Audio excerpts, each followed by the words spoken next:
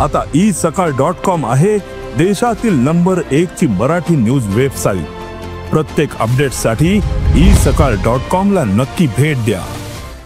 परळीतील व्यापारी महादेव मुंडे हत्या प्रकरणाला 18 महिने पूर्ण झालेत, मात्र या हत्या प्रकरणातील आरोपींना शोधलं जात नाही म्हणून त्यांच्या पत्नी ज्ञानेश्वरी मुंडे यांनी थेट SP ऑफिसमध्येच विषप्राशन करून टोकाचं पाऊल उचललेलं आहे।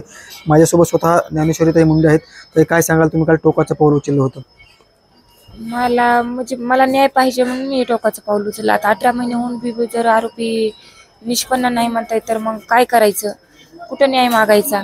मी मीडियासमोर किती मुख्यमंत्री साहेबांना बी हात जोडले, अजितदादांना पण हात जोडले, आपले पालकमंत्री आहेत त्यांना, पंकजा ताईला म्हणले, धनुभाऊला म्हणले, सगळ्यांना मी हात जोडून विनंती केली की तुम्ही काहीतरी करा। ताईला भाऊला तर म्हणलं होतं तुम्ही विधान भवनात विषय मांडा की का महादेव मुंडेचे आरोपी अटक केले जात नाहीत। आणि आता काल मला असं कळाल्याच्या नंतर तात्काळ सुप्रियाताईंनी कॉल करून ताई म्हणले आहेत की आपण करू। मी म्हणलं ताई आता विधान भवनात विषय मांडायला कुणाच्या तरी हस्ते, एवढे आपले बीड जिल्ह्यातले 2 आमदार आहेत, खासदार आहेत, सगळे आहेत, त्याला विधान भवनात विषय मांडायला लावा। विधान भवनाचा विषय मांडला तर ह्यांच्यावर जवळ ते दबाव आलेला आहे, हा दबाव हटला जातो म्हणून ह्यांना जे फोन करून सांगतायत तपास करू नका, तर ते त्यांचा दबाव थांबविण्यासाठी मी विधान भवनात विषय मांडा म्हणत आहे। नाही तर मला राजकारणासाठी विषय मांडायचा नाही ना, काही नाही, फक्त यांच्यावर जे दबाव आला आहे मधले हा दबाव विधान भवनाशिवाय कोणी दूर करू शकत नाही, म्हणून मी हे विधान भवनात अधिवेशनात मांडाविषयी म्हणत आहे। जितेंद्र आव्हाड साहेबांना बी सांगितलं आहे काल की सर तुम्ही मांडा, आणि सुप्रियाताईंना बी सांगितलं आहे ताई कुणाच्या बी हस्ते विषय मांडा। मी सगळ्यांना सांगत आहे विषय मांडा, पण माझा कुणीच काहीच घेतला नाही। मग मी कुणा पुढे न्याय मागायचा? मग माझं जीवन संपविलं तर मग कोण न्याय मागणार आहे ह्यांना? आमच्या घरचे तर कोणीच सगळे भोळे माणसं आहेत, त्यांना तर कुणीच बोलू शकत नाही।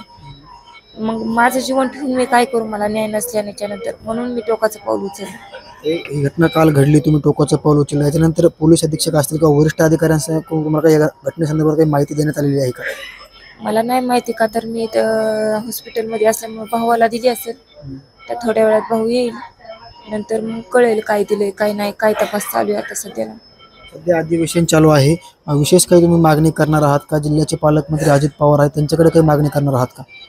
मी सगळ्या आपल्या महाराष्ट्रातल्या आमदारांना विनंती करते, कुणीतरी होऊन पुढे येऊन हा विषय मांडा, आणि जे ह्यांच्यावर जे आता जरी दबाव असला तरी हा दबाव हटून जातो, ह्यासाठी तुम्ही विषय मांडा म्हणत आहे मी विधान भवनात। पोलिसांवर दबाव आहे का? पोलिसांवर परळीच्या पोलिसांनी तर ते ऐकूनच तपास थांबला, मग आता कोणाचा हे माहिती नाही मला। आता SP सरांवर दबाव आहे असं वाटत नाही, पण तरी पण विधान भवनात जरा विषय मांडला तर अजून जर असला तर निघून जाईल, म्हणून मी सांगत आहे। सगळ्या आपल्या महाराष्ट्रातल्या आमदारांना सांगत आहे की तुम्ही विषय मांडा विधान भवनात आज तरी म्हणून। तपासाच्या शेवटपर्यंत आलं की तपास लगेच बदलला जातोय? हा, तपासाचे शेवट अंतिम कडी कोणता बी ज्यांच्याकडे तपास देईन ते म्हणतो की आता आरोपी अटक करायचे, की आरोपींची त्या पोलिसांची बदली होऊन जाते। आता काय माहिती काय दबाव येते काय नाही ते हेच कळत नाही ना, का म्हणून म्हणतायत। मग न्याय कधी देणार? ह्याचा दबाव जाऊ दे, सगळं होऊ द्या, पण न्याय कधी देणार हे सांगावं नाही ह्यांनी मला। माझी एवढीच आहे की 1 महिन्याचं मी SP सरांना आता देत आहे, अजून 1 महिन्यात जर नाही झालं तर मी अजून हेच पाऊल टोकाचं उचलणार, आणि मग नंतर मग तुम्हाला कोणी न्याय मागणार नाही, कोणी काहीच करणार नाही मी नाही राहिल्यास।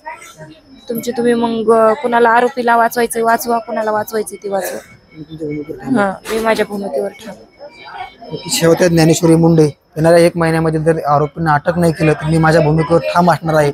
राज्यातील सर्वच जे विधानसभा क्षेत्रामधले जे आमदार आहेत त्यांनी लक्ष घालून मला न्याय द्यावा अशी मागणी ज्ञानेश्वरी मुंडे यांनी केलेली आहे। नक्कीच पोलीस काय कारवाई करतात हे देखील पाहणं महत्त्वाचं असणार आहे। साम टीव्हीसाठी योगेश काशीद, बीड। महाराष्ट्रातील सर्व बातम्यांचे विश्वासार्ह व्यासपीठ, सकाळच्या सर्व सोशल मीडिया प्लॅटफॉर्मला लाईक, फॉलो आणि सबस्क्राईब करा। तसंच सर्व नोटिफिकेशनसाठी बेल आयकॉन प्रेस करायला विसरू नका।